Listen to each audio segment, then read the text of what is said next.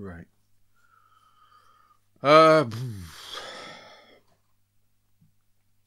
I had a really weird dream, and most of the time when I dream, I don't remember either that I've dreamed at all or dreamt at all.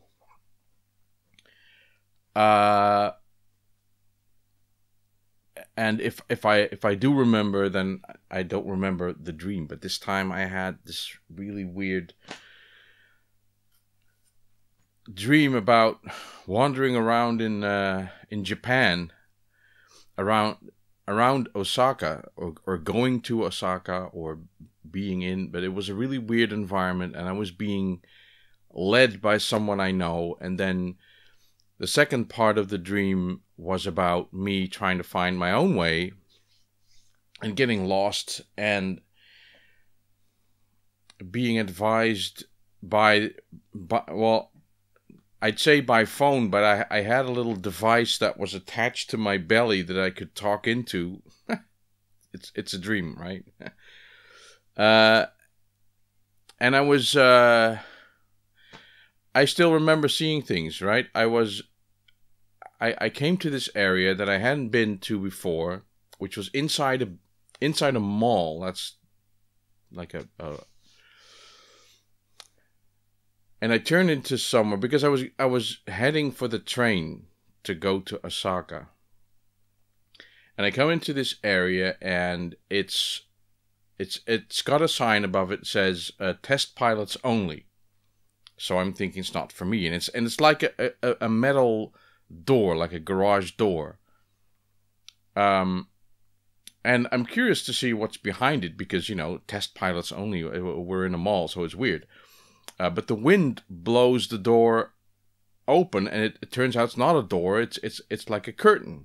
So I look under, and I see these white one-person flying machines, and I'm thinking, well, I'm going to Osaka. Someone might want to take me, or maybe I can fly myself. Test pilots. So, but I changed my mind, and I turned to my left. I'm talking to the person who's guiding me, and I see a thrift store. I can look into a thrift store because they have all glass walls and a glass door, and it's got big bright orange letters called Disco on it, and I can see the frames that they have, like the shelving, and it's got all kinds of junk on it, and I see a couple of CRTs that tells me, hey, it's a thrift store. Apparently, in my brain, Japan is wired to thrift stores. I don't even know if they have those there. I've seen the book off videos and all that, so I know that they have like secondhand game stores and electronics stuff. But that word disco, that's just stuck in my mind. And then I go back because I'm talking to the guy. I'm saying, well, I'm not going that way, so I'm going to it's what happens in dreams. And then there's two girls there, one of which who speaks a language that I know, and she lives in Osaka. So she says, well, I'll go with you to the train. And it's no real ending. There's like a weird roof scene, and then the dream ends. So that was my start of it. And then I had Jehovah's Witnesses just a minute ago. They show up like a young woman and an elderly woman, and they bring a child with them. I don't know if that child is meant to prevent people from becoming rude or something. Anyway, they tried to lure me into a discussion about what's going to happen to the world, because everything is bad now. And I told them, so I don't think the world is any worse than it was before. It's just that people are social beings that are supposed to live in small social groups, right? You surround yourself with people that you that are like-minded, that are like you. And with the media now, This, for instance, YouTube, Facebook, Snapchat, even regular newspapers. Our social group is far larger than we can handle, and it's impossible just to broadcast your opinion and not get. I mean, all the people who are not like-minded, who have different opinions, and you get what we have now. So it may give you the impression that the world's gone bad, but it's not, because it's just the same as it was since human beings started. It's just now that we're all interconnected, we're getting to notice that we cannot be interconnected. So my guess is, in the far future, where's the world going, that we're going to have smaller social groups again. Because we can't handle this. This has to be filtered somehow. I'm sick and tired of seeing death counts, daily updates on the current death count of disasters that happen in the world somewhere. I get to see news items. It's not news, but of a 72-year-old man fell off his bike and died in Bolivia. So who cares? They care. I don't care. It's too far away. So that's a weird beginning to a video, isn't it? Hello and welcome. Let's talk about games. I spent my holiday. I always have a list of games that I want, and many of them I have, which I'm glad to know. For instance, this one, Horizon Zero Dawn. I showed this already, but I've been playing this properly now. I was having, if you know this game, I was having trouble with the tripcaster. I'd seen videos where you shoot one part of the tripcaster into the ground, and then you tie it to an animal that you want to kill, or a machine, basically. So my thought was, and I missed the very quick tutorial that they showed in the game. I must have blinked or something, but I know that I was shooting into the ground and then towards the animal, and it wasn't working. And some, or many of the quests that you have involve killing an animal, sometimes pretty strong ones. So you have to have this tripcaster thing, right? And I finally figured out how it works. Because it's basically just a tripwire. So you shoot one peg into the ground, and then you shoot another peg into the ground somewhere else. And if you know the path where the animal's working, or you can where it's walking, and you can lure it, because they don't, for some reason, they can detect you from a mile away, but the tripwire they can't see. And then they just get stunned and you can kill them. So that has helped me to get further into the game. So I'm still just right in the beginning, right? I've just done like the proving, and I'm just now getting to wander around the world, and I'm going to. I was a bit along the path already, and then I saw that I missed something. There's like this long neck thing that I haven't done, so I've gone back, and now I'm doing the long neck thing. I'm really enjoying this. It's very nice. Now this I don't think I showed last time. This is the Diablo Eternal collection. So I have played Diablo 3. I know that there's some really, really dedicated people playing this, and they finish the game over and over and over again. And when you finish it, you get to the Paragon levels, and you basically the problem with games like this is that you power up, and then at a certain point you cannot power up anymore, and then you have to, as a game developer, you have to think of something. So. Blizzard have done that, and you can play this game to the end of your life, basically. I am not that far. I haven't finished it, but I do know that these games I like them. They're hack and slash, which I like, and it takes a little bit of thinking. Like, you have to power up and equip the right stuff to keep growing. And I have Diablo 3, and I have the what's it called? The Necromancer, or the I can't read it. Anyway, this is all of the Diablo 3 content. So I thought I'd hunt that down, and I did. I found a good deal, but when it came in the mail, the case is broken. So I now have 3 PS4 games with broken cases. So I have to find empty cases, which you can, but And then I was on a little hunt with Mark. I didn't aim to buy anything, but I ran into Crisis 3. And I already had Crisis 2. And then I asked Mark what happened to Crisis 1. Is that on the PS3 or anything like that? And then Mark explained the Crisis story to me, which is this. And this came out. This is the CryEngine game.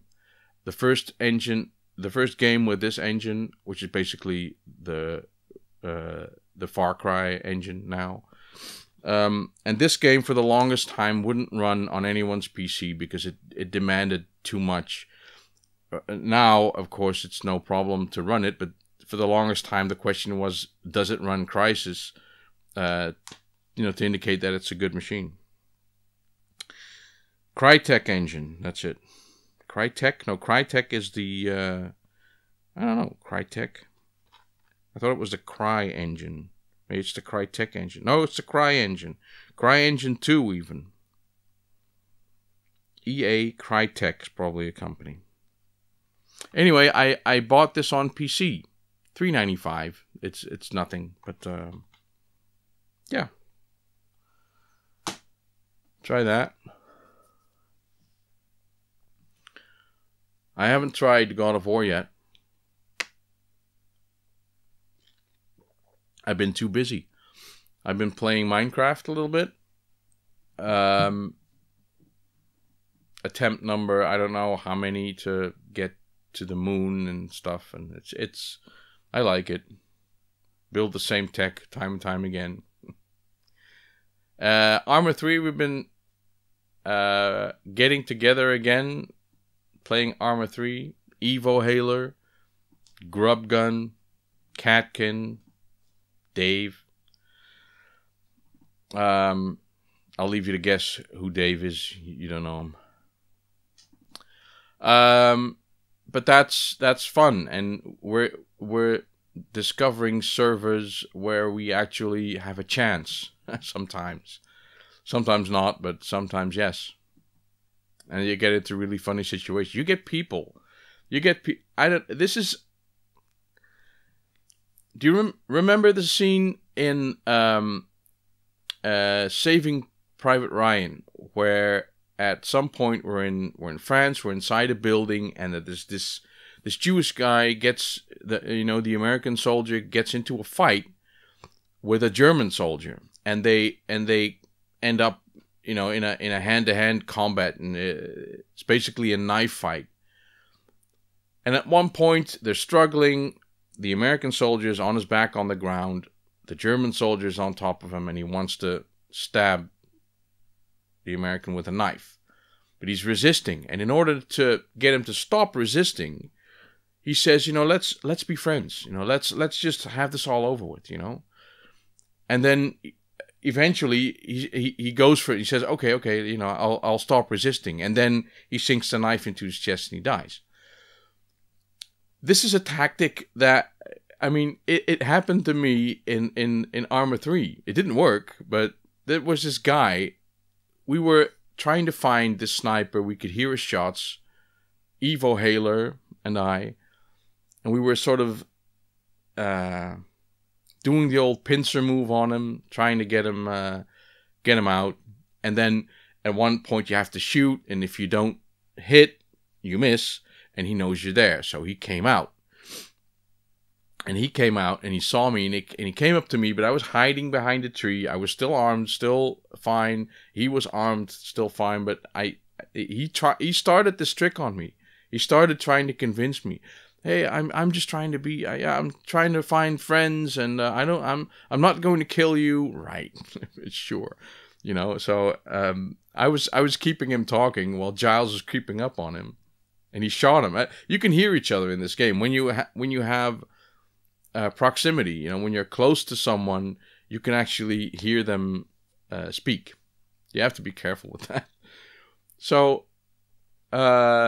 Giles shot him, and of course, I even after he dies, as long as he doesn't respawn, he's still there, and he can still hear me. So I was still talking to him after he was dead, saying that I wanted to be his friend. Let's be friends, come on, you know. He wished me a nice evening. And I said, what a dickhead. And well, it was fun moment. So that, Armor 3. We haven't streamed anything yet. Maybe we should start doing that again, because there were like a handful of people, and I really mean a handful of people, who actually enjoyed that. Who enjoyed watching it. So that's fun. Other update, you'll see in the background is Robotron. Robotron 64. A very good way of playing Robotron. Now, there's a reason behind that, because I've been a fan of Robotron as a twin-stick shooter, and as almost like a Jeff Minter-like, you know, with the music and the action and the speed. I've always been a fan of it. But I've also always been like the level 4 guy, you know, yeah, or maybe level 5 or wave 5. Yeah, get up to wave 5 and I'm dead. I've never played to wave 6. I mean, it's just too fast. The screen is too full, and if you think that is just like wave 5 or 6 that have a full screen, no way, man. It goes on forever and ever and ever. This is really an endless game. The reason I know that is because I saw a video by Dave Gomez, who is a Robotron enthusiast. He's seen, at least by the game's makers, Eugene Jarvis and the other guy, the Vid Kids. These are two programmers that worked for Williams. They used to be pinball designers, which is a hell of a job already. And I mean, designing and building a pinball machine is pretty complex. Because they have the PCB of a video game. It's just that, like, the hardware is completely different. You have like plungers and drop targets and ramps and stuff, you know. Yeah. So they created Defender first, and because Williams wanted to get into the video game market, and they made Robotron in about 6 months. And at this convention, they introduces Dave Gomez as like the Robotron high score genius. And I saw a video, not all of it because that's impossible, a video of this guy where he plays to 100 million points. Now, the video that I saw was 7 hours long, and that was already, I thought, wow, you know, if you have to play for 7 hours to get this, and it was like an official recording where he shows that he's playing an actual cabinet and that he's really playing the game, and not a main machine or anything. But that was just one of 3 7-hour videos. So this guy played for 21 hours, all filmed, to get to 100 million points. And that that sort of thing gets me excited. You know, anytime I see someone who is so into a game, I get enthusiastic about that as well. Now, Robotron is one of those games that I already find interesting, and now this guy is playing that game, and I have ways of playing Robotron. I can play it on the Nintendo 64, which is already fun. It has like this 3D element added, which is also fun. But at some point you want to play like the original. So I turned to MAME. Which I can, I can run on my PC, no problem. I can even run it on my Raspberry Pi if I wanted to. Either one. But here comes the thing. It's a twin-stick game. The original cabinet was twin sticks, one for moving, one for shooting. And you really need that control, which I don't have. I don't have a twin-stick arcade stick. So what I did is I took a Competition Pro with a USB connector, and I took one of my... I have them here. I took this... and I connected them both to my PC, and I set the inputs in MAME to match those controllers, and it worked. I was playing Robotron with two sticks. Naturally, this is not the way that that it's, it's not very comfortable with everything moving around and stuff. So I thought, what other ways do I have of playing Robotron? Now, getting an actual cabinet or even a PCB is out of the question because they are much too hard to find. And you always you always run into the problem of controlling the game. So, luckily, I have an arcade cabinet that has two sticks. It's a two-player arcade cabinet. The problem, though, is that it has an RGB monitor, like an arcade monitor. So I could possibly connect the controllers to a Raspberry Pi, but then I'd have the problem of connecting the Raspberry Pi to the 15 kilohertz arcade screen, and besides the fact that I have a working PCB in there, and I'd have to think of something to keep everything running, that was not the way that I wanted to go. So, but I do want to have an attempt of building something or having something, so that I can play Robotron. So I tried looking at ready-made twin sticks, arcade stick, but they're too expensive. And then, well, basically the only option that is left is to build something myself. Now, I'm not too handy of a person. I guess I could manage, but my lack of patience and my frustration levels would probably not allow me to finish it properly. I've been watching and I'm sorry I don't know your real name, Riddler on YouTube, or Riddler he's called now. He's built a bar top arcade, right? It's one of those kits, but he's been really careful and selecting the right sticks and the right buttons and the right software and everything, so he comes up with a really nice bar top arcade. You should check it on YouTube. It looks really cool. So I was sort of talking to him, and he gave me some links to the places where he bought his stuff, and well, actually for a very good price, he has a very nice bar top arcade. Now, I'm not looking to build a bar top arcade because frankly, I don't have the space to put one. But I did find something that I thought that I could try, and that was within my budget. I don't want to spend a lot of money and than try to build something that is shit in the end.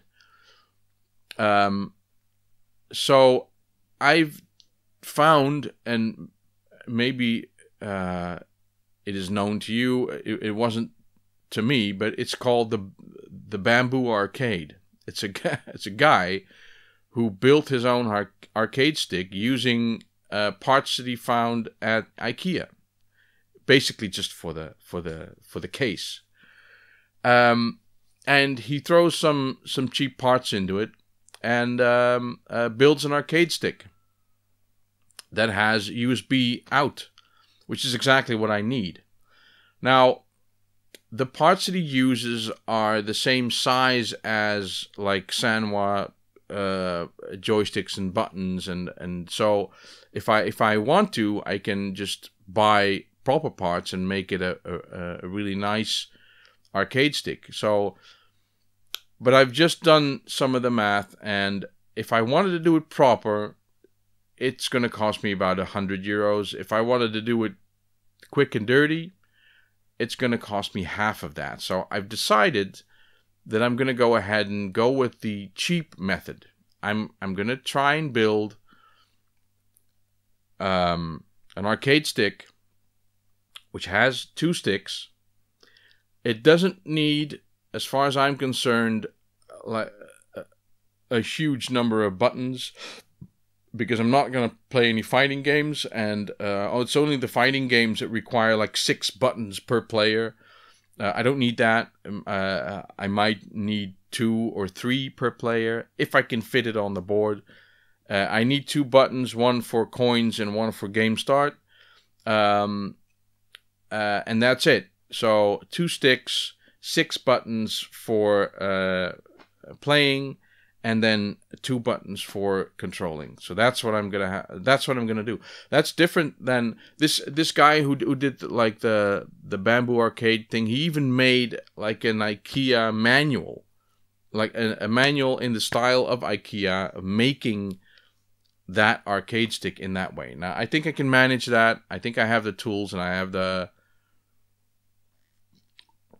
It's not too hard. I can follow an IKEA thing and just go through it step by step. And I'll have a cheap arcade that I can upgrade if I want to proper buttons and proper arcade sticks. If the ones that I aim to put in there, because I found some cheap, or he pointed me, like the Bamboo Arcade guy pointed me to some cheap stuff from Hong Kong, which is the same size, again, but not the same quality. So they'll use plastic where it's supposed to be metal, and it won't be leaf switches and all that. So it won't be perfect, but it doesn't have to be perfect. It's going to be cheap and effective, so, and upgradable. So that's what I'm going to do, and I'm going to call it Project Bamboo, and I am probably going to do some videos about it, And I'll have a Robotron running on MAME with proper 2 sticks. Now, talking about that, I was Robotron, when it came out, it had a ROM set, but there were problems with it. And they made, I think in the same year, they made another ROM set, which is called the Blue, or the Solid Blue ROM set, which I think fixed some bugs. And there's other ROM set, and eventually there was a tie-dye ROM set. Why it's called tie-dye, I don't know, but there are a number of obvious bugs. One is that the score rollover, after 10 million, you miss a digit, so you have to count the number of times you hit 10 million, a problem I won't have to face. After you've gained 255 lives, the counter goes to 0, so the later updates have like a lives counter. This is a problem because after you've gone from 255 to 256 lives, the counter says 0. If you die, it's game over. There's also a bug where if you shoot an enforcer, I believe, in the corner at an angle of 45 degrees, the game resets. So that's a problem. In there. So there's different ROM versions that you can try. problem is, they changed the difficulty level, or the default difficulty level. The problem is, these ROM sets were available from Emu Paradise. And I don't know the finer points of it, but I know that Emu Paradise has had a legal threat from Nintendo, because naturally Emu Paradise was distributing all of Nintendo's ROMs. And this has resulted in Emu Paradise first removing the Nintendo ROMs and then removing all of the ROMs, even the ROMs that the builders are possibly fine with having distributed. Jeff Minter doesn't mind, I know. So it's these. If it wasn't for other sources, I couldn't get these ROMs anymore, which is sort of a pain. I understand that Emu Paradise don't want to risk. I mean, they've been doing it for 18 years. 18 years. And now all of a sudden, because of this legal threat, everything's gone. So I don't know. I'd